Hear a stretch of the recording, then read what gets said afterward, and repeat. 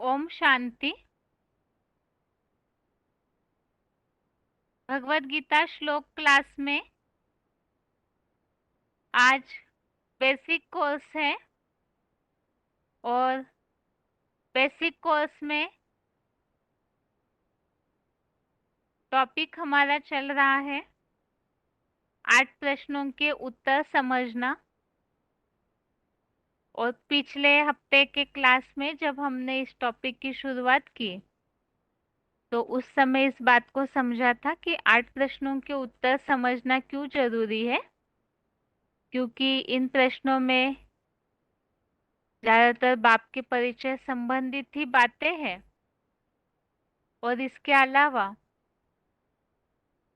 जैसे कि जो पॉइंट हमने समझा था तो उसमें शिव बाबा ने बात बताई है कि अगर इन बातों का उत्तर नहीं दे पाते हैं, जैसे कि परमात्मा सर्वव्यापी नहीं है तो एक व्यापी कहाँ है, तो इसका मतलब कि मुसलमान धर्म के साबित हो जाते हैं, क्योंकि जैसे मुस्लिम से कहते हैं अल्लाह मियाँ ने ये फरमाया वो फरमाया, लेकिन वो कहाँ से फरमाया इस बात का उत्तर नहीं दे पाते हैं, निराकार फरमाएंगे कैसे। तो इसी तरह से सर्वव्यापी भगवान नहीं है तो एक व्यापी कहाँ है, कहाँ कार्य करते हैं, इसका उत्तर नहीं दे पा रहे हैं, इसका मतलब भगवान की सही पहचान नहीं है। तो इसीलिए ही इन सब प्रश्नों के बारे में जानना, इनके उत्तर समझना और साथ में समझाना, अर्थात इसी आधार से भगवान बाप इस सृष्टि पर कार्य कर रहे हैं और किस तन के द्वारा, किस मुकर्रर तन के द्वारा कर रहे हैं, उसका परिचय जानना और औरों को समझाना जरूरी है।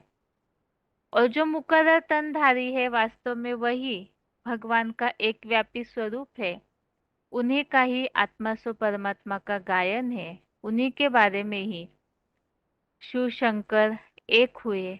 तो कैसे, तो शंकर शिव समान बनते हैं, वो क्या पुरुषार्थ किए हैं, इन सब बातों को हम इन 8 प्रश्नों के उत्तर के जरिए समझेंगे। तो हमने 8 प्रश्न पिछले हफ्ते के क्लास में देखे थे। परमात्मा सर्वव्यापी नहीं है तो एक व्यापी कहाँ है। दूसरा प्रश्न, शिव शंकर अलग अलग है तो एक कैसे हुए गए, कारण बताए।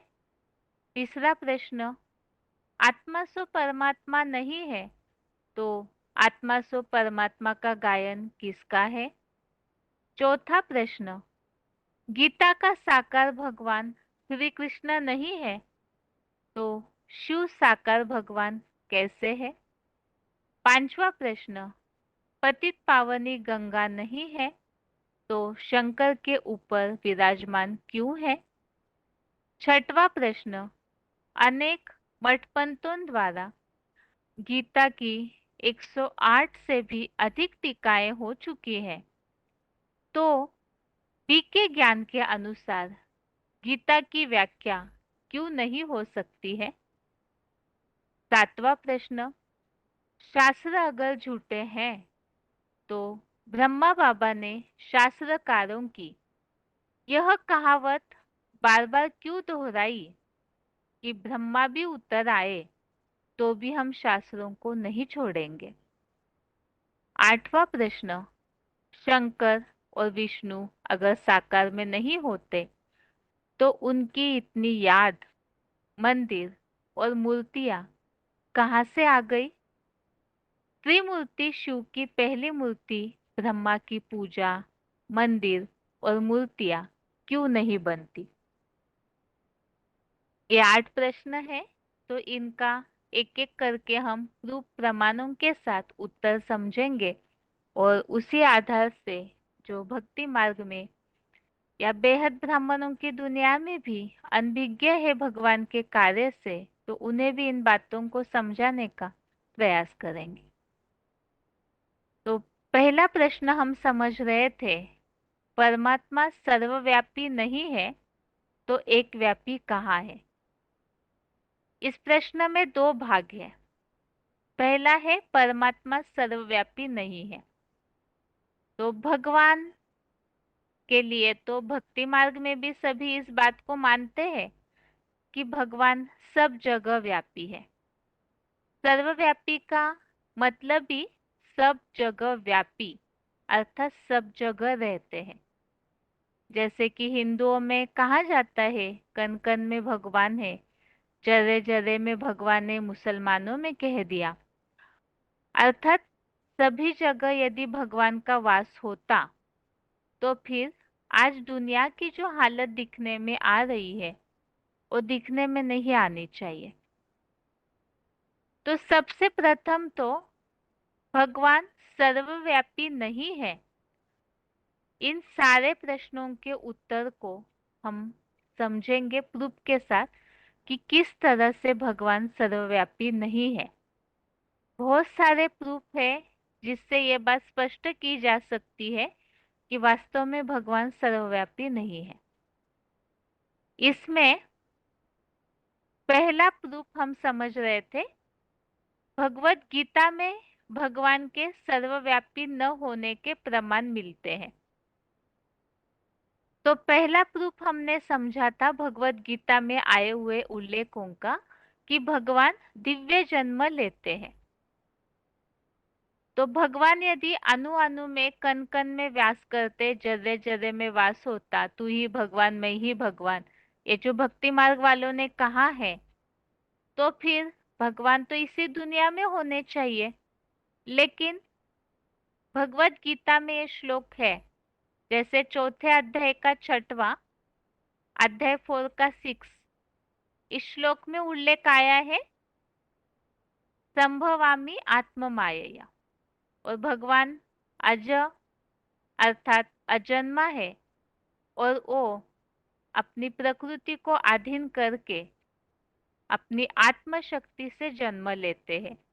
तो जन्म लेते हैं, दिव्य जन्म लेते हैं, इसका मतलब भगवान पहले से सृष्टि पर मौजूद नहीं है। और गीता का चौथे अध्याय का 7वां और 8वां श्लोक, अध्याय 4 का 7 और श्लोक नंबर 8, इन दोनों श्लोकों में भी ये बात तो भक्ति मार्ग में बहुत प्रसिद्ध है। ये श्लोक यदा यदा हि धर्मस्य ग्लानिर्भवति भारत और परित्राणाय साधूनाम।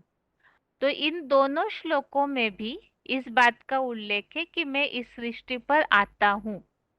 आता हूँ इसका मतलब इस सृष्टि पर पहले से मौजूद नहीं है, आकर के इस सृष्टि परिवर्तन में विनाश, दुष्टों का विनाश करते हैं, धर्म की संपूर्ण स्थापना के लिए आता हूँ, ऐसे उल्लेख है। इससे भी ये बात स्पष्ट है कि पहले से व्यापी नहीं है। अगले गीता के श्लोक देखते हैं अभी।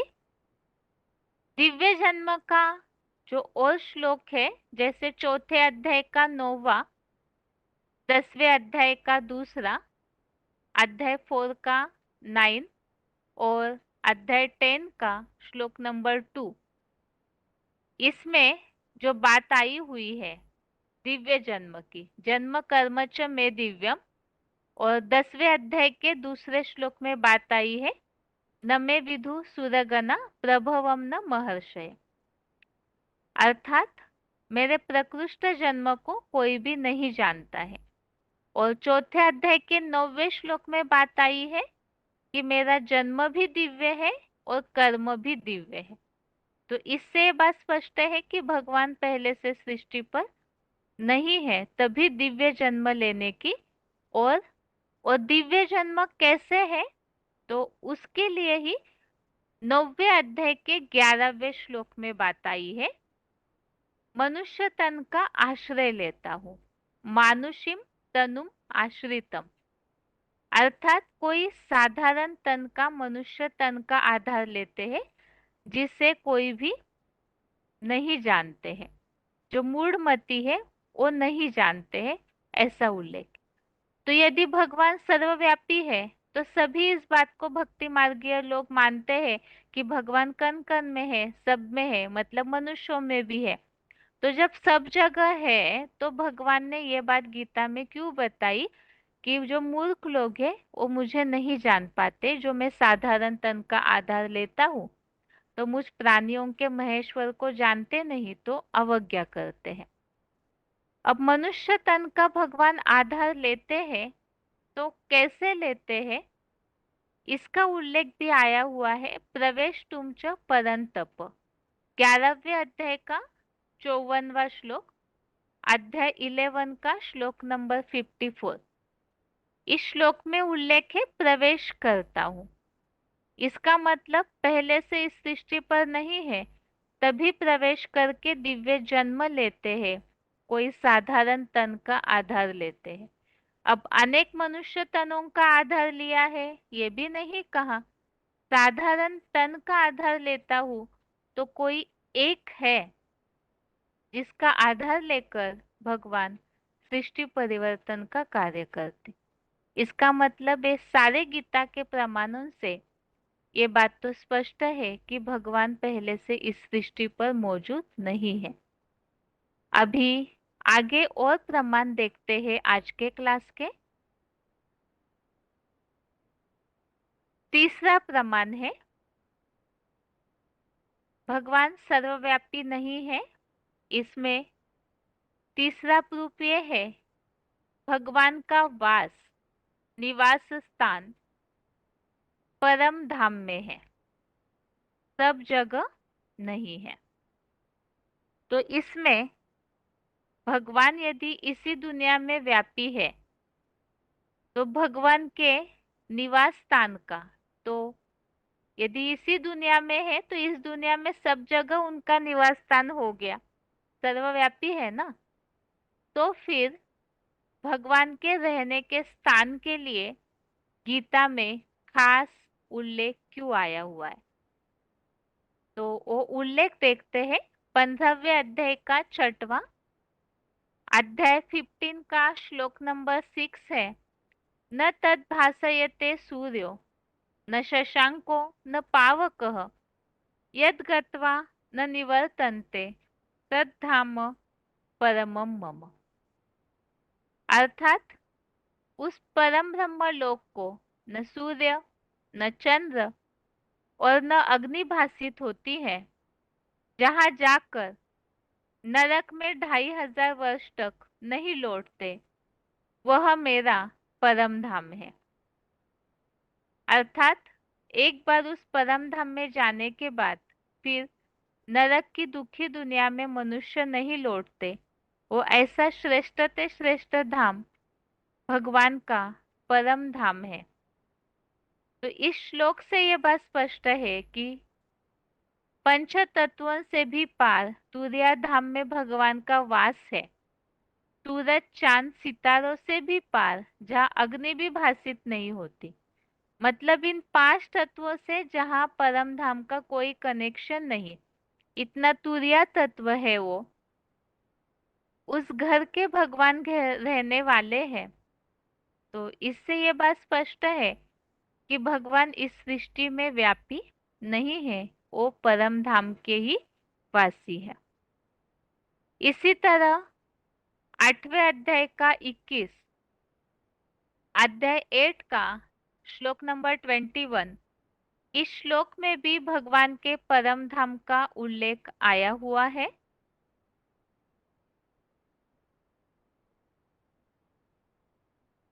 श्लोक है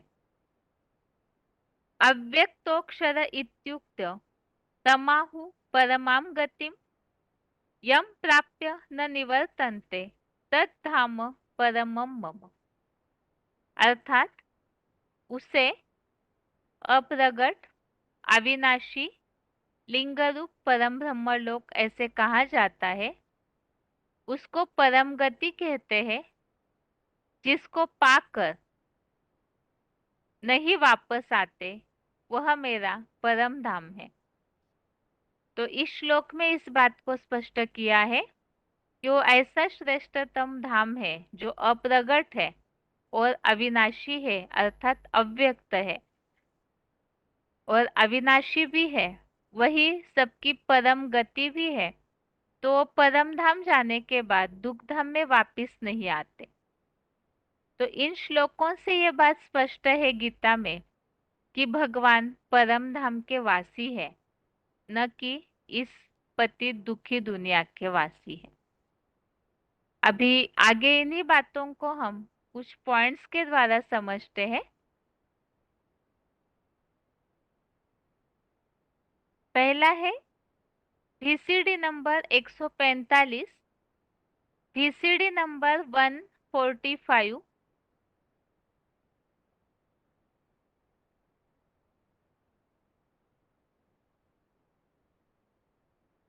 अभी परमात्मा बाप बताते हैं, बच्चे मैं इस पाप की दुनिया में व्यापक नहीं हूं, मैं तो पाप और पुण्य की दुनिया से भी परे पार लोक का रहने वाला हूं।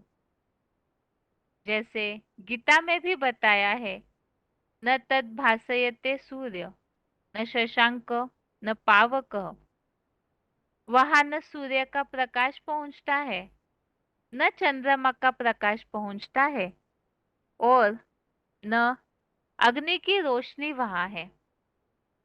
मैं ऐसे धाम का रहने वाला हूं, तद धाम परमम मम। कैसा धाम है? जहां जाकर के मनुष्य आत्माएं इस मृत्यु लोक में वापस नहीं आती, इस कलयुगी दुनिया में वापस नहीं आएगी। तो इस श्लोक में भगवान परम धाम के वासी है, न कि इस पापी दुनिया के वासी है। भगवान को तो एवर प्योर कहा जाता है, तो फिर वो इस पतित दुनिया के वासी कैसे होंगे? ये है कि पतित दुनिया को पावन बनाने के कर्तव्य के लिए भगवान आते हैं, लेकिन इसी पतित दुनिया में वो रहते हैं ऐसे नहीं, बल्कि वो सबसे तुर्य धाम परम धाम के वासी है। दूसरा पॉइंट है VCD नंबर 2202, VCD नंबर 2202, गाया भी जाता है, ऊंचा तेरा धाम, ऊंचा तेरा नाम, ऊंचा तेरा काम। उस ऊंचे धाम से, सद धाम से, जिसे ब्रह्मलोक कहते हैं, अंग्रेज लोग उसे सुप्रीम एबोर्ड कहते हैं, सोल वर्ल्ड कहते हैं, मुसलमान उस धाम को अर्श कहते हैं। खुदा अर्श में रहता है, फर्श में नहीं रहता है। परंतु एक मत तो है, एक मत तो है नहीं, कुछ मुसलमानों ने भी यह बात फैला दी कि खुदा जर्रे जर्रे में है। हिंदुओं में जैसे यह बात फैली हुई है कन कन में भगवान, तो मनुष्य मुगालते में है। अब इस पॉइंट में दो बातें स्पष्ट की है शिव बाबा ने। एक तो ऊंचा तेरा धाम, ऊंचा तेरा नाम, ऊंचा तेरा काम ऐसे कहते हैं, मतलब भगवान ऊंच ते ऊंच धाम के वासी है, उनका नाम भी ऊंचा है, काम भी ऊंचा है। जिसके लिए हमने गीता का श्लोक भी देखा कि भगवान परम धाम के वासी है, वो ऊंचा धाम अर्थात ही ब्रह्मलोक है। और केवल हिंदू में ही इस बात की मान्यता है ऐसे नहीं, भगवान परम धाम के वासी है इस बात को अंग्रेज लोग भी मानते हैं सुप्रीम एबोर्ड के रूप में, सोल्ड वर्ल्ड के रूप में। मुस्लिम्स अर्श के रहने वाले हैं खुदा ऐसे मानते हैं। अब इस बात को मानते हुए भी ये बात फैलाई है कि खुदा जर्रे जर्रे में है, कण कण में है। इसका मतलब सारे मनुष्य खुद ही मुगालते में अर्थात कंफ्यूजन में है। एक तरफ कण कण में कह दिया, जर्रे जर्रे में कह दिया, एक तरफ ऊंचा तेरा धाम कह दिया, तो वास्तव में जानते नहीं। लेकिन भगवान ने ये बात तो स्पष्ट की है गीता में कि वो वास्तव में इस दुनिया के वासी नहीं, परम धाम के वासी है। तभी तो ऊंचा तेरा धाम ये गायन आया। अभी अगला प्रूफ समझते हैं। तीसरा प्रूफ में ही ऐसे जो भगवान ऊंचे धाम के रहने वाले हैं, परम धाम के, इसी बात के लिए ये कहा जाता है, छोड़ भी दे आकाश सिंहासन, इस धरती पर आ जा रे। ये ऑडियो का पॉइंट है 205, ऑडियो नंबर 205। भगवान के लिए ऐसे गाते हैं, छोड़ भी दे आकाश सिंहासन, इस धरती पर आ जा रे। माना अब ऊंची स्टेज को छोड़ दे और नीची स्टेज में आ जा। क्यों? ऊंची स्टेज में रहने से तुम्हारा काम नहीं चलता क्या? ऊपर वाले को भी नीचे बुला लेना है। अब मीठे मीठे सिकिलदे बच्चों ने गीत सुना। इस गीत से सर्वव्यापी का ज्ञान तो उड़ जाता है। क्यों उड़ जाता है? क्योंकि ऊपर से नीचे आएगा तो सर्वव्यापी कहाँ हुआ? अगर होता तो बुलाते क्यों? भक्ति मार्ग में ये जो गीत बना हुआ है, छोड़ भी दे आकाश सिंहासन, इस धरती पर आ जा रे। जैसे मुसलमानों में कहा जाता है, खुदा सातवें आसमान का रहने वाला है, मतलब अर्श को ही, परम धाम को ही वो इस तरह कहते हैं, अर्थात भगवान बहुत ऊंचे आसमान में रहने वाले हैं। तो उन्हें उस ऊंचे सिंहासन से नीचे बुलाते हैं। तो नीचे बुला रहे हैं, इसका मतलब ही इस दुनिया के वासी नहीं है, भगवान सर्वव्यापी नहीं है, तभी तो ऊपर से नीचे बुलाते हैं। तो एक प्रूफ हो गया कि भगवान इस दुनिया के वासी नहीं है, तभी उन्हें ऊपर से नीचे बुलाते हैं। अगला पॉइंट है वीसीडी नंबर 1717। VCD number 1717। छोड़ भी दे आकाश सिंहासन। अभी ये गीत सुना। ऐसे तो ये गीत पब्लिक में गाया जाता है और वेदों में भी आता है, परंतु सिवाय तुम ब्राह्मणों के इसका अर्थ कोई नहीं समझा सकता। क्योंकि वास्तव में गीता में ये बात आई है, जहां सूरज, चांद, सितारों का प्रकाश नहीं पहुंचता, तद्धाम परमम मम, मैं वहां का रहने वाला हूँ। कहते भी हैं, ऊंचा तेरा धाम, ऊंचा तेरा नाम, ऊंच ते ऊंच बाप, ऊंच ते ऊंच स्थान से आते हैं। तो इस गीत से ही ये बात स्पष्ट हो जाती है कि भगवान परम धाम से इस सृष्टि पर आते हैं। इसी तरह से वीसीडी नंबर 1633, वीसीडी नंबर 1633 कहते भी है, ऊंचा तेरा धाम, ऊंचा तेरा ठाव, ठाव अर्थात स्थान, ऊंचा तेरा नाव, नाम, तो नाम भी ऊंचा है क्योंकि काम ऊंचा किया हुआ है। तो भगवान का धाम ऊंचा है इस धरती पर, ये तो नीची पतित दुनिया है, तो भगवान इस दुनिया के वासी नहीं है, इसीलिए ये गीत गाया हुआ है, ऊंचा तेरा धाम। और बुलाते भी इसीलिए है, छोड़ भी दे आकाश सिंहासन। तो इससे ये बात स्पष्ट होती है, यदि भगवान सर्वव्यापी होते तो ऐसे गीत क्यों गाते हैं भक्त, छोड़ भी दे आकाश सिंहासन। तो खुद ही इस बात को स्पष्ट कर रहे हैं कि भगवान इस पतित दुनिया के वासी नहीं है, वो ऊंची स्टेज से आते हैं। अगला प्रूफ है, भगवान के लिए ऐसे क्यों पुकारते हैं, हे पतित पावन आओ। भगवान सर्वव्यापी नहीं है, इसी बात में जो हम गीता का प्रूफ समझ रहे हैं कि भगवान वास्तव में गीता में जो उल्लेखित है कि भगवान परम धाम के वासी है, परम धाम के वासी है, इस बात को सब भक्त जानते हैं।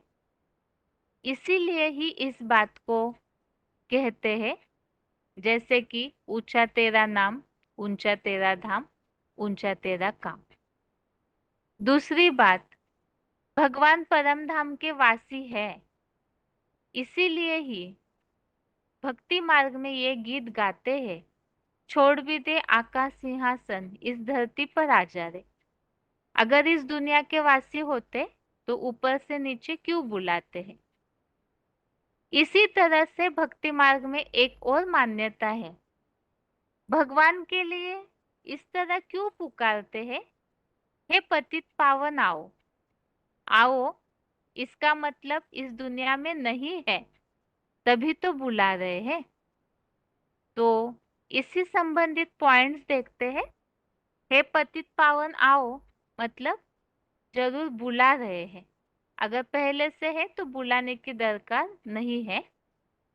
VCD number 1186, VCD number 1186। बुलाते भी रहते हैं, हे पतित पावन आओ। फिर अगर सर्वव्यापी है तो इसी दुनिया में है या बुलाने की जरूरत है। सर्वव्यापी हुआ तो इस दुनिया का वासी हुआ या बुलाने की दरकार है। इसी दुनिया का वासी हुआ, फिर बुलाने की दरकार ही नहीं, परंतु समझते नहीं है। पॉइंट एक बार दोबारा, बुलाते भी रहते हैं, हे पतित पावन आओ। फिर अगर सर्वव्यापी है तो इसी दुनिया में है या बुलाने की जरूरत है। सर्वव्यापी हुआ तो इस दुनिया का वासी हुआ या बुलाने की दरकार है। इस दुनिया का वासी हुआ, फिर तो बुलाने की दरकार ही नहीं। पतित पावन आओ बुला रहे हैं, इसका मतलब इस बात में, पॉइंट में बाबा ने ये बात स्पष्ट की है कि बुला रहे हैं, इसका मतलब भगवान सर्वव्यापी नहीं है, क्योंकि अगर है इधर ही तो पतितों को पावन बनाने के लिए अलग से बुलाने की दरकार नहीं है। अगला पॉइंट है VCD नंबर 1064, VCD नंबर 1064। खुदा जो खुद आता है, किसी के बुलाने पर नहीं आता। हजारों साल से भारतवासियों ने हे पतित पावन आओ भगवान का आह्वान किया, कितनी भक्ति की। और धर्म वाले भी अल्लाह मियाँ को, गॉड फादर को याद करते हैं, लेकिन वो तो बेचारे जानते ही नहीं कि खुदा या अल्लाह मियाँ इस सृष्टि पर आता है, गॉड फादर आता है। वो तो यही समझते हैं कि उनका मैसेंजर क्राइस्ट आता है या मोहम्मद आता है, परंतु भारतवासियों के अंदर तो ये पक्का बैठा हुआ है कि भगवान इस सृष्टि पर आता है और आकर के हमको सारी सृष्टि के आदि मध्य अंत का राज बताता है। राज बता करके अपनी पहचान देता है। पॉइंट दोबारा, खुदा जो खुद आता है, किसी के बुलाने पर नहीं आता। हजारों साल से भारतवासियों ने हे पतित पावन आओ भगवान का आह्वान किया, कितनी भक्ति की। और धर्म वाले भी अल्लाह मियाँ को, गॉड फादर को याद करते हैं, लेकिन वो तो बेचारे जानते ही नहीं कि खुदा या अल्लाह मियाँ इस सृष्टि पर आता है, गॉड फादर आता है। वो तो यही समझते हैं कि उनका मैसेंजर क्राइस्ट आता है या मोहम्मद आता है। परंतु भारतवासियों के अंदर तो ये पक्का बैठा हुआ है कि भगवान इस सृष्टि पर आता है और आकर के हमको सारी सृष्टि के आदि मध्य अंत का राज बताता है। तो इस पॉइंट में ये बात स्पष्ट की है कि पतित पावन आओ ऐसे बुलाते हैं हिंदुओं में ही। बाकी धर्म वाले तो इस बात को जानते ही नहीं है कि भगवान इस सृष्टि पर आता है। वो तो ये सोचते हैं कि भगवान के कोई मैसेंजर आते हैं, अर्थात क्राइस्ट या मोहम्मद। लेकिन भारतवासी इस बात को जानते हैं भगवान इस सृष्टि पर आते हैं, तो इसीलिए ही बुलाते हैं पतित पावन आओ। अगला पॉइंट है वीसीडी नंबर 229, वीसीडी नंबर 229। उनको बुलाया ही जाता है, हे पतित पावन आओ। बुलाते हैं तो जरूर इस दुनिया में आवेंगे। जब दुनिया पतित बनती है और उनका अंत होता है, तभी बाप आते हैं। आते किस लिए है?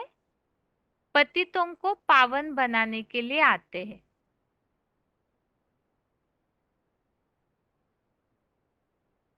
तो इस पॉइंट में ये बात स्पष्ट है कि वास्तव में भगवान इस दुनिया में पतितों को पावन बनाने के लिए आते हैं। तो पहले से इस सृष्टि पर मौजूद नहीं है, तभी उन्हें बुलाया भी जाता है और वो आते हैं पतितों को पावन बनाने, मतलब पहले से इस सृष्टि पर मौजूद नहीं है, सर्वव्यापी नहीं है। अभी अगला प्रूफ देखते हैं। भगवान के लिए ही ये जो बात कही जाती है पतित पावन आओ, तो इसी के लिए ही क्यों आओ? तो लिबरेट करने, मुक्ति के लिए भगवान को बुलाते हैं। VCD number 1909, VCD number 1909। क्योंकि वही लिबरेटर है ना। तुम इंग्लिश में भी समझ सकते हो, लिबरेटर को कहा जाता है दुख हरता। क्योंकि लिबरेट किससे करते हैं? दुखों से, रावण की जंजीरों से। गाया भी जाता है कि वो दुख हरता है, सुख करता है। सिर्फ कह देंगे सर्वव्यापी तो मनुष्य क्या समझेंगे? एक तो एक तरफ में एक बात कहते हैं, दूसरी तरफ में फिर दूसरी बात कह देते हैं। सुख दाता है तो सर्वव्यापी होकर सुख दाता कैसे? सर्व में तो विकार भरे हुए हैं, भूत है, दुखदाई है। एक बात कहते हैं पतित पावन आओ, फिर कह देते हैं सर्वव्यापी, माना खुद ही पतित है। यह है कितनी सहज बातें समझने की। इसलिए इनको कहा जाता है बिल्कुल ही पत्थर बुद्धि। तो पत्थर बुद्धि कोई अपन को पत्थर बुद्धि समझते थोड़े ही है। पॉइंट दोबारा, वही लिबरेटर है ना। तुम इंग्लिश में समझा सकते हो, लिबरेटर को कहा जाता है दुख हरता। क्योंकि लिबरेट किससे करते हैं? दुखों से, रावण की जंजीरों से। गाया भी जाता है कि वो दुख हरता है, सुख करता है। सिर्फ कह देंगे सर्वव्यापी तो मनुष्य क्या समझेंगे? एक तरफ में एक बात कहते हैं और दूसरी तरफ में फिर दूसरी बात कह देते हैं। सुख दाता है तो सर्वव्यापी होकर सुखदाता कैसे? सर्व में तो विकार भरे हुए हैं, भूत है, दुखदाई है। एक बात कहते हैं पतित पावन आओ, फिर कह देते हैं सर्वव्यापी, माना खुद ही पतित है। ये है कितनी सहज बातें समझने की, इसलिए उनको कहा जाता है बिल्कुल ही पत्थर बुद्धि।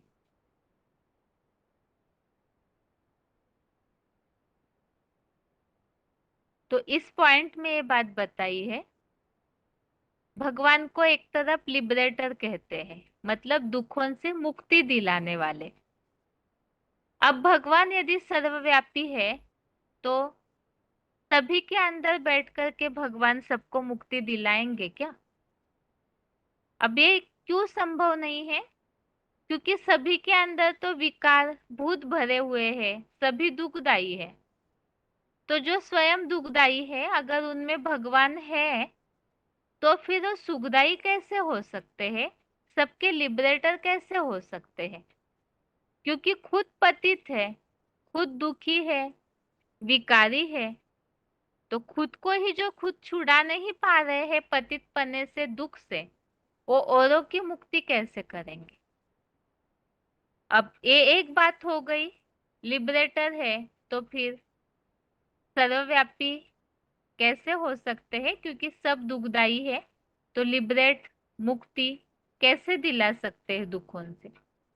और दूसरी बात, पतित है, दुखी है, तभी तो पतित पावन आओ करके बुलाते हैं, भगवान को बुलाते हैं। मतलब जरूर भगवान सर्वव्यापी नहीं है तभी तो बुला रहे हैं, क्योंकि खुद पतित है, इस बात को जानते तो है, लेकिन पत्थर बुद्धि होने के कारण ये बात स्वीकार नहीं कर पाते हैं।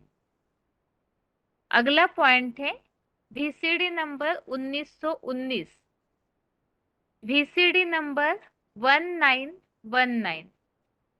देखो, बाप साफ कहते हैं ना, बोलते हैं मैं निष्काम सेवा करता हूँ।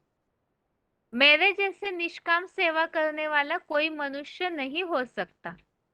किसने बोला? शिव बाप ने बोला। तो फिर बताते हैं कि देखो बच्चे, मैं तुमको राजयोग सिखलाने आता हूँ और पतित दुनिया में मुझे आना पड़ता है, क्योंकि सभी पतित बुलाते हैं, हे पतित पावन आओ। बुलाते तो है ना, अभी इसमें सर्वव्यापी की बात ही नहीं हो सकती है। पॉइंट दोबारा देखो, बाप साफ कहते हैं ना, बोलते हैं मैं निष्काम सेवा करता हूँ। मेरे जैसा निष्काम सेवा करने वाला कोई मनुष्य नहीं हो सकता। किसने बोला? शिव बाप ने बोला।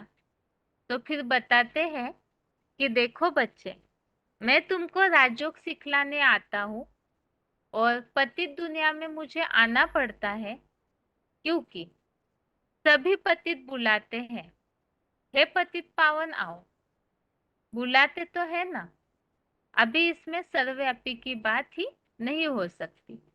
तो पतित पावन को बुला रहे, इसी से यह बात स्पष्ट है कि भगवान सर्वव्यापी नहीं है, तभी ही भगवान को पावन बनाने के लिए बुलाते हैं। अगला है, भगवान तो है परम धाम के वासी, तो भगवान यदि सर्वव्यापी होते तो क्यों पुकारते हैं ऊंचा तेरा धाम, ऊंचा तेरा नाम, ऊंचा तेरा काम? गायन भी है, ऊंचा तेरा धाम, ऊंचा तेरा नाम, ऊंचा तेरा काम। धाम, काम, नाम, तीनों ही जब ऊंचा है तो वे ऊंचा ही बैठेंगे ना, या नीचे बैठेंगे? इस दुनिया में तो, इस दुनिया में भी जो राजा होता है वह भी ऊंची गद्दी पर बैठता है। तो हमने राजयोग से राजा बनाने वाले परमपिता परमात्मा को कण कण में क्यों मिला दिया?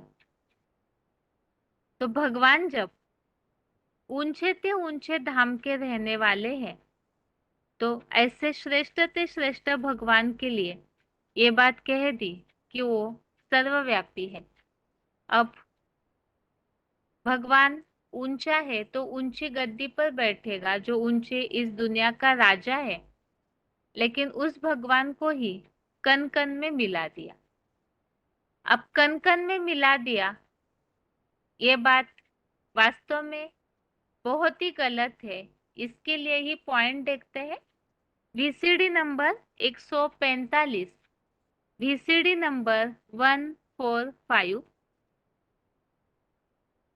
उसके लिए गायन है ऊंचा तेरा धाम, ऊंचा तेरा काम, ऊंचा तेरा नाम। तो जरूर वो ऊंचे स्थान पर बैठता होगा। आज तो गुरुओं ने सत्संगों में सिखाया हुआ है भगवान सर्वव्यापी है। अब जब परमात्मा को सर्वव्यापी कह दिया, वो तो पाँव की नीचे के मिट्टी में भी आ गया, कण कण में समाये गया। पॉइंट दोबारा, वीसीडी नंबर 145, 145, उसके लिए गायन है ऊंचा तेरा धाम, ऊंचा तेरा काम, ऊंचा तेरा नाम। तो जरूर वो ऊंचे स्थान पर बैठता होगा। आज तो गुरुओं ने सत्संगों में सिखाया हुआ है भगवान सर्वव्यापी है। अब जब परमात्मा को सर्वव्यापी कह दिया, वो तो पाँव की नीचे की मिट्टी में आ गया, कण कण में समाया गया। अब यदि बहुत गहराई से इस बात को सोचे तो पाँव के नीचे मिट्टी, आज दुनिया में अगर किसी का पैर लग भी जाता है तो बहुत खराब मानते हैं। और ऐसी जगह भगवान को पाँव के, मिट्टी के कण तो पाँव के नीचे भी रहते हैं, तो ऐसी जगह भी भगवान को व्यापी मान लिया। तो एक तरफ भगवान को ऊंचा कह दिया और दूसरी तरफ पाँव के नीचे मिट्टी के जो कण है उनमें भी व्यापी कह दिया। तो ये सबसे बड़ी भगवान की ग्लानि हो गई। अब ऊंचा है तो कण कण में व्यापी कैसे हो सकता है? नहीं होगा। अगला पॉइंट है वीसीडी नंबर 67, वीसीडी नंबर 67। आजकल तो फिर कह देते हैं हम वही है, हम शिवो हम है। दिन प्रतिदिन तमो प्रधान मत होती जाती है। जो आता है सो कहते रहते हैं। बाप समझाते हैं ऊंच से ऊंच बाप आया हुआ है। सर्वव्यापी कहने से तो सब ऊंच से ऊंच हो जाते हैं। सर्वव्यापी है तो सारे ही ऊंच से ऊंच हो गए। इतने पतित दुखी वो फिर ऊंच से ऊंच कैसे कहेंगे? पॉइंट दोबारा, आजकल तो फिर कह देते हैं हम वही है, हम शिवोहम है। दिन प्रतिदिन तमो प्रधान मत होते जाती है। जो आता है सो कहते रहते हैं। बाप समझाते हैं ऊंच से ऊंच बाप आया हुआ है। सर्वव्यापी कहने से तो सब ऊंच से ऊंच हो जाते हैं। सर्वव्यापी है तो सारे ऊंच हो गए। इतने पतित दुखी और फिर ऊंच से ऊंच कैसे कहेंगे? तो इससे ये बात स्पष्ट है, एक तरफ ऊंचा कह दिया भगवान को, दूसरी तरफ कण कण में समा दिया। तो कण तो पाँव के नीचे की मिट्टी में भी होते हैं, तो क्या भगवान ऊंच से ऊंच वो पाँव के नीचे कैसे आ गए? तो तर्क संगत बातें खुद ही मनुष्यों की नहीं है। और जैसे कि बताया ऊंच से ऊंच बाप है, अब ऊंचा है और सर्वव्यापी कह दिया तो सभी ऊंचे हो गए। लेकिन मनुष्य जो सब पतित दुखी है, नीच मेंटेलिटी वाले हैं, विकारी है, तभी तो पतित दुखी है। तो फिर ऐसे नीचे गिरी हुई मानसिकता पतित दुखी वो ऊंचे कैसे हो गए? तो ये बात भी इससे स्पष्ट है कि भगवान को ऊंचा कहाँ है, तो वो ऊंचे धाम का ही है। ऊंचा धाम परम धाम है, न कि इस सृष्टि पर है। अभी अगला प्रूफ देखते हैं। इस सारे प्रूफ्स में हमने ये देखा कि भगवान वास्तव में अगर सर्वव्यापी होते तो भगवत गीता में भी भगवान के ऊंचे धाम का प्रूफ आया हुआ है। दूसरी बात, मनुष्य भी इस बात को जानते हैं, लेकिन सर्वव्यापी का अज्ञान फैलने के कारण गुमराह हो गए, क्योंकि भगवान सर्वव्यापी नहीं है। ये बात इससे स्पष्ट होती है, एक तो गीत गाते हैं छोड़ भी दे आकाश सिंहासन इस धरती पर आ जा रे, तो जरूर ऊंचे धाम के रहने वाले हैं, तभी नीचे बुला रहे, तो यहाँ सृष्टि के वासी नहीं है। पतित पावन आओ बुलाते हैं, इसका मतलब भगवान इस दुनिया के वासी नहीं है, तभी उनको बुलाते हैं। फिर ऊंचा तेरा धाम, ऊंचा तेरा काम, ऊंचा तेरा नाम कहाँ है, तो जरूर वो ऊंचे है, इसीलिए ही उन्हें नीचे बुलाते हैं, मुक्ति के लिए, लिबरेट करने के लिए, पावन बनने के लिए। अगर इस दुनिया में सभी भगवान हैं, तो सभी मुक्तिदाता होने चाहिए, और पहले तो अपनी मुक्ति तो कर लेते, लेकिन खुद पति दुखी है, खुद ही बंधन में जकड़े हुए हैं, तो उनमें भगवान नहीं है, तभी भगवान को अलग से पुकारते हैं। अभी अगला प्रूफ देखते हैं। चौथा प्रूफ है, सर्वव्यापी का जो चित्र है, भगवान सर्वव्यापी नहीं है। इसमें चित्रों के आधार से काफी सारे प्रूफ प्रमाण दिए हुए हैं, तो उन्हीं बातों को हम, उसमें से पहला चित्र जो है, जो चित्र में दिखने में आता है कि जो साधु संत सन्यासी है, वो हड़तालें लेकर के बुलाते रहते हैं, हे प्रभु दर्शन दो। जैसे कि चित्र में दिखाया हुआ है, ऋषि मुनि सन्यासी भाव विभोर होकर कहते हैं, खड़ताले बजाकर भजनों में गाते रहते हैं, हे प्रभु हमें दर्शन दो। और फिर जब प्रवचन करते हैं तो कहते हैं, परमात्मा सर्वव्यापी है, आत्मा सो परमात्मा, शिवो हम ही भगवान है। तो यह बात तर्क संगत साबित नहीं होती। एक तरफ तो परमात्मा सर्वव्यापी है, सब आत्माएं परमात्मा का रूप है, अर्थात आत्मा सो परमात्मा, शिवो हम ही शिव का स्वरूप है, अर्थात हम ही भगवान है। जब हम भगवान है, सब में भगवान व्यापी है, तो फिर दर्शन किसका मांगते हैं कि हे प्रभु दर्शन दो। एक दूसरे में दर्शन कर ले, स्वयं स्वयं में दर्शन कर लेते, लेकिन भगवान अलग से कहीं एक जगह है, तभी तो भगवान को बुलाते हैं, दर्शन की चाहना रखते हैं। अब कीर्तन करने लगे तो प्रभु जी हमें दर्शन दो। अब दर्शन कहाँ से दे? तुम्हारे अंदर जब खुद ही भगवान बैठे हुए हैं, तुम खुद ही भगवान के रूप हो। अब भगवान का रूप खुद ही है, शिवो हम कह रहे हैं, तो फिर अलग से दर्शन की बात कहाँ से आई?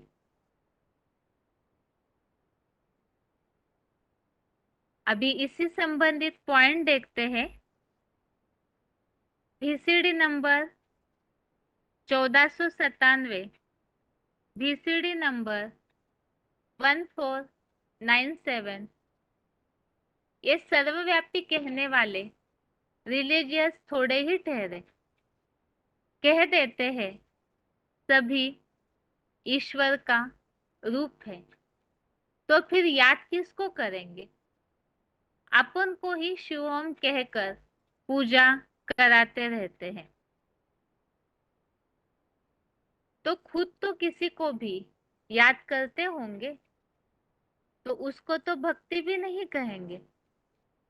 इसलिए उन शिवोहम कहने वालों को शैतानी कहा जाता है। एक तरफ कहते हैं परमात्मा सर्वव्यापी है, फिर अपनी पूजा कराते रहते हैं। तो क्या पूजा करने वाले परमात्मा नहीं है? पॉइंट दोबारा, VCD नंबर 1497, VCD नंबर 1497। ये सर्वव्यापी कहने वाले रिलीजियस थोड़े ही ठहरे। रिलीजियस मतलब धार्मिक। कह देते हैं हम सभी ईश्वर का रूप है। तो फिर याद किसको करेंगे? अपन को ही शिवोम कह करके पूजा कराते रहते हैं, तो खुद तो किसी को भी याद करते होंगे, तो उसको तो भक्ति भी नहीं कहेंगे। इसलिए उन शिवोम कहने वालों को शैतानी कहा जाता है। एक तरफ कहते हैं परमात्मा सर्वव्यापी है, फिर अपनी पूजा कराते रहते हैं। तो क्या पूजा करने वाले परमात्मा नहीं है? तो इस चित्र के आधार से हमने इस बात को स्पष्ट देखा, जैसे कि सन्यासी लोग एक तरफ कहते हैं प्रभु दर्शन दो, दूसरी तरफ भगवान सर्वव्यापी है, शिवो हम ही आत्मा सो परमात्मा है कहते हैं। अब भगवान का रूप है तो दर्शन कहाँ से दे, क्योंकि आपके अंदर तो खुद ही भगवान बैठे हैं। तो ये बात आपस में विरोधाभास वाली है, स्पष्ट खुद ही वो नहीं जानते हैं। अब जो पॉइंट हमने समझा कि एक तरफ से कहते हैं हम सब ईश्वर का रूप है, जब सभी ईश्वर का रूप है, याद किसको करेंगे? अनेकों की याद हो जाएगी। दूसरी बात, शिव हम कह के अपनी पूजा कराते हैं।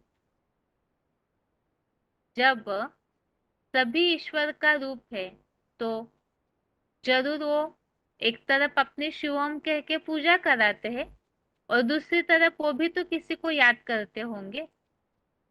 अब ये जो शिवम कहने वाले हैं वो अपनी पूजा कराते हैं, तो पूजा करने वाले परमात्मा नहीं है।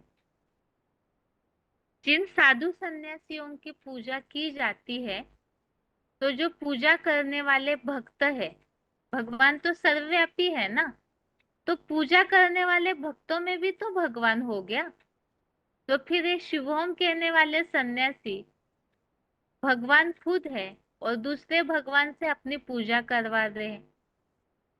तो सर्वव्यापी है, सभी में भगवान है, तो शिवोम कह के अपनी अलग से पूजा क्यों ले रहे हैं?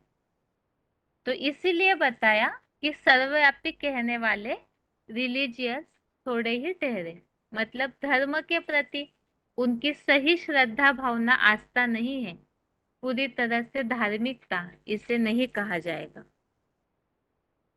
तो इस तरह से आज के क्लास में हमने और भी अगले प्रूफ देखे हैं 3 और 4 नंबर का।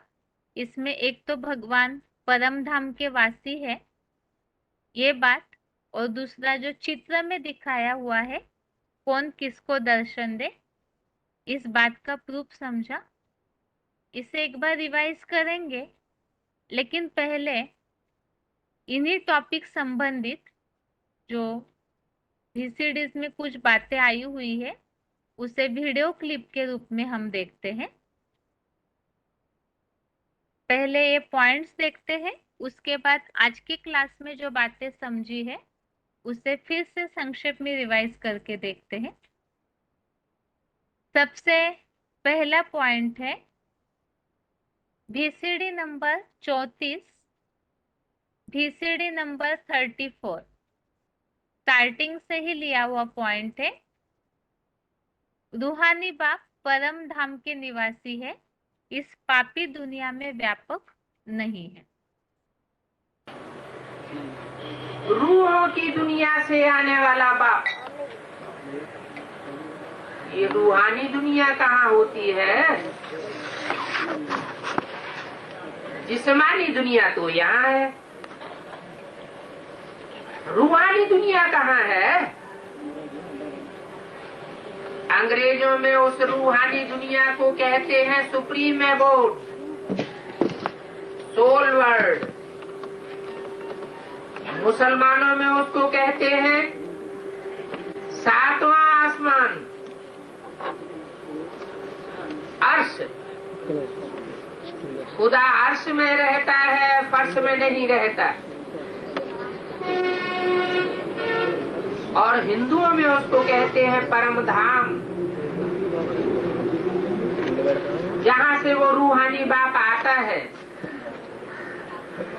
ब्रह्मलोक।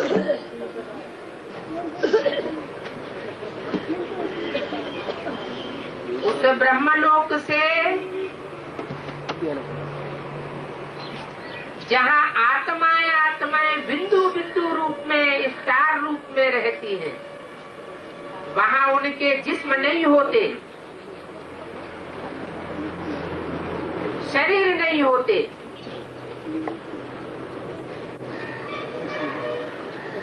गीता में उस लोक का वर्णन किया गया है।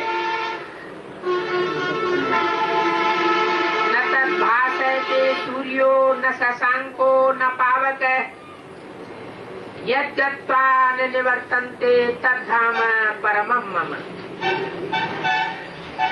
इसका अर्थ है उस ब्रह्मलोक में जो रूहानी बाप का घर है, हम आत्माओं का घर है, वहाँ न सूरज चांद सितारों का प्रकाश पहुँचता है, न अग्नि का प्रकाश पहुँचता है। सूरज चांद सितारों की दुनिया से परे वो परम धाम है, जहाँ का मैं रहने वाला हूँ। गीता में ऐसा श्लोक आया है। भगवान स्वयं कहता है कि मैं इस पाप की दुनिया का रहने वाला नहीं हूँ, मैं ऊंचे से ऊंचे धाम का रहने वाला हूँ। गाते भी हैं, ऊंचा तेरा नाम, ऊंचा तेरा काम, ऊंचा तेरा धाम। फिर भूल जाते हैं, भटकते रहते हैं तीर्थों पर, मंदिरों पर, ठिकानों पर, मस्जिदों पर, गिरजाघरों में, और कह देते हैं वो तो सर्वव्यापी है, हर जगह व्यापक है। अरे इस पाप की दुनिया में पाप ही व्यापक है, पाप व्यापक है, विकार व्यापक है, दुख दर्द व्यापक है। वो सुखदाता बाप कैसे व्यापक हो गया?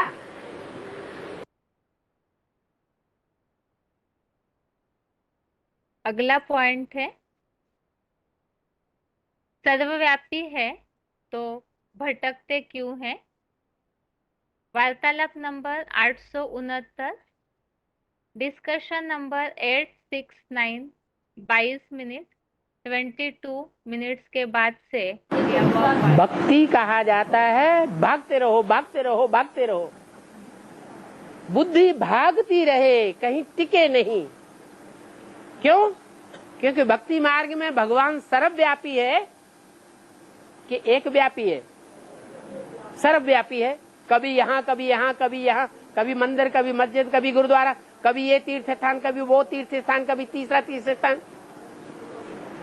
तो गुरु लोग खुद भी भटकते हैं। गुरुओं की भक्ति, गुरुओं की बुद्धि खुद भी भटकती है, भगवान को पक्का पक्का पहचानती नहीं, और अपने चेलों को भी भटकाते रहते। भक्ति है अंधश्रद्धा का मार्ग। श्रद्धा विश्वास तो अच्छी चीज है, लेकिन अंधश्रद्धा अंधविश्वास बहुत खराब चीज है। इसका फाउंडेशन गुरु लोग डालते हैं, जो न भगवान को खुद पहचानते हैं, अंदर से जानते भी हैं, कि हम भगवान को नहीं जानते। जो शिवो हम कह के बैठते हैं वो भी जानते हैं कि हम भगवान नहीं है।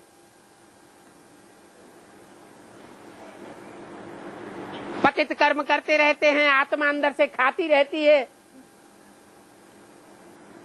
जानते हैं अंदर से कि हम भगवान नहीं हैं, तो भी दूसरों को पढ़ाते हैं शिवो हम तुम्हारे गुरु हैं, पहले हमारी आरती उतारो, फिर मंदिर में जाके जड़ चित्रों की आरती उतारो।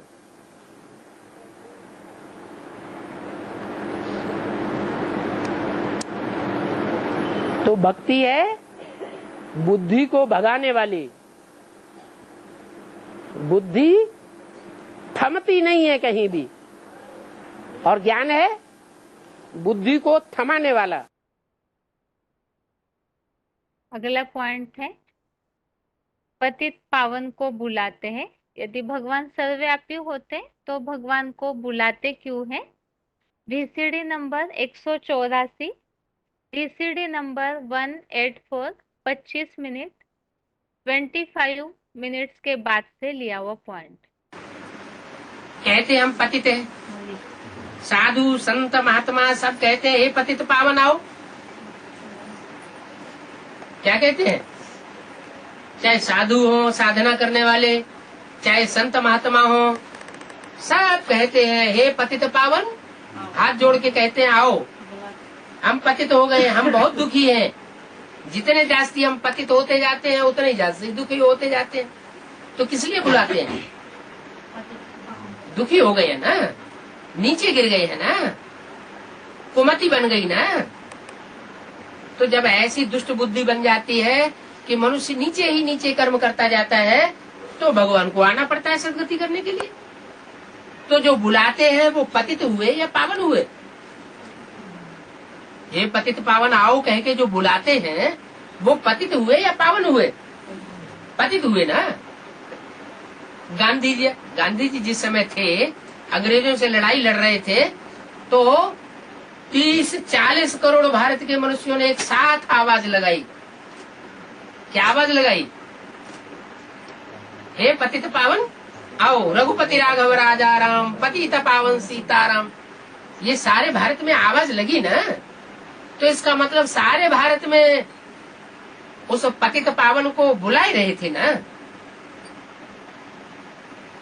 तो जरूर पतित ठहरे और पतितों को पावन बनाने के लिए मुझे आना पड़े। तो इस तरह से यहाँ हमने पॉइंट समझे। एक बार आज के क्लास में जो बातें हमने समझी है कि भगवान सर्वव्यापी नहीं है, तो उन्हीं बातों को हम एक बार रिवाइज करते हैं ताकि ये सारे प्रूफ्स हमें बुद्धि में रह जाए। आज के क्लास में हमने तीसरा प्रमाण समझा था। जैसे पिछले हफ्ते के क्लास में हमने दो बातें समझी। एक तो गीता में भगवान के दिव्य जन्म का उल्लेख आया हुआ है कि भगवान वास्तव में सर्वव्यापी नहीं है, इस दुनिया के वासी नहीं है। इसीलिए ही भगवत गीता में भगवान के दिव्य जन्म के और इस दुनिया में आने के उल्लेख आए हुए हैं। और ये तीसरा प्रमाण है, भगवान का निवास स्थान परम धाम है, सब जगह नहीं है।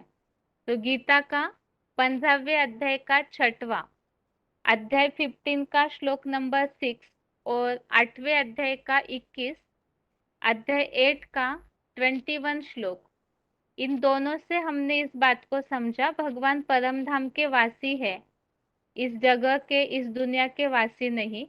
इसका गीता में प्रूफ आया हुआ है कि इससे स्पष्ट है कि भगवान सर्वव्यापी नहीं है। दूसरी बात हमने पॉइंट्स के द्वारा समझी थी। जैसे मुसलमान लोग भी इस बात को कहते हैं खुदा जरे जरे में है, अर्थात सर्वव्यापी है, और दूसरी तरफ से कह देते हैं ऊंचा तेरा नाम, ऊंचा तेरा धाम। तो जब भगवान ऊंचे धाम के वासी है तो इस दुनिया में जरे जरे के वासी कैसे हो सकते हैं?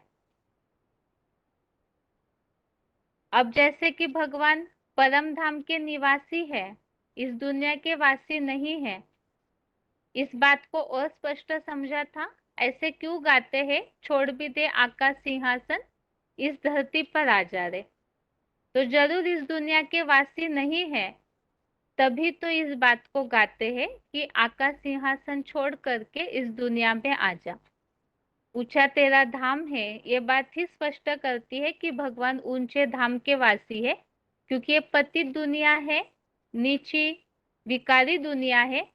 इस दुनिया को ऊंची दुनिया नहीं कहा जा सकता। अगली बात हमने समझी थी, भगवान के लिए पुकारते क्यों है, हे पतित पावन आओ।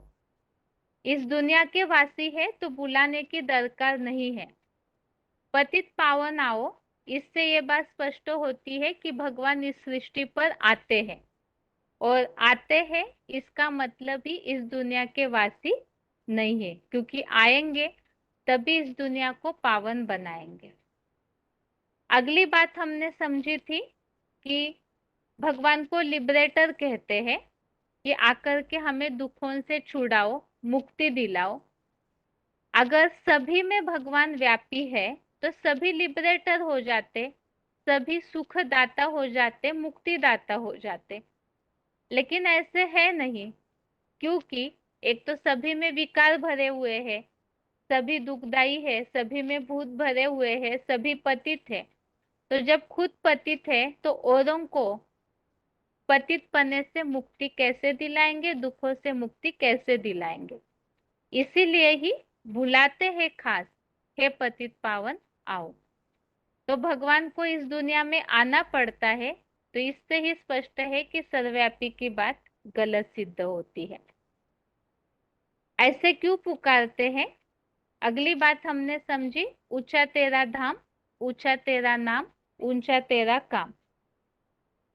तो भगवान ऊंचे है, फिर एक तरफ से कन कन में पाँव की मिट्टी में मिला दिया, तो पाँव की मिट्टी तो नीचे हो जाती है, तो ऊंचा तेरा धाम ये गायन तो गलत सिद्ध हो जाएगा फिर।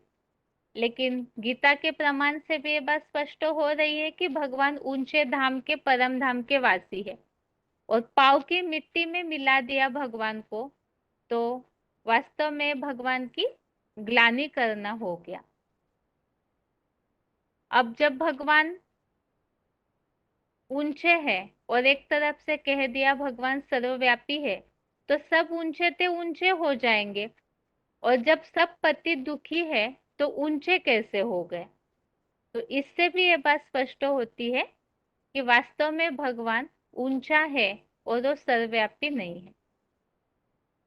अगली बात हमने समझी थी, जो सर्वव्यापी नहीं है भगवान, इसका जो चित्र बना हुआ है उसमें जैसे कि साधु सन्यासी है, वो तो भाव विभोर होकर कहते हैं प्रभु दर्शन दो, दूसरी तरफ कहते हैं भगवान सर्वव्यापी है शिवोहम। अब सर्वव्यापी है तो कौन किसको दर्शन दे। अब खुद में भगवान बैठे हुए हैं, तुम्हारे अंदर ही जब भगवान बैठे हैं तो तुम खुद ही भगवान के रूप हो, तो फिर दर्शन कहाँ से दे। तो ये जो सर्वव्यापी मानने वाले हैं, ये अपनी पूजा करवाते हैं। अब जो पूजा करने वाले भक्त है, तो सर्वव्यापी है भगवान, तो उनमें भी तो भगवान होगा, तो भगवान ही भगवान की पूजा कैसे ले रहा है।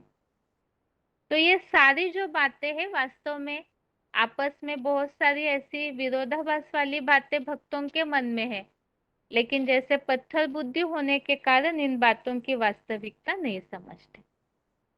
तो ये सारे प्रमाणों से हमने इस बात को समझा है कि वास्तव में भगवान सर्वव्यापी नहीं हो सकते। अब अगले हफ्ते के क्लास में इसके आगे के प्रूफ्स को हम समझेंगे। आज के लिए गीता क्लास यहाँ पूरा होता है। ओम शांति।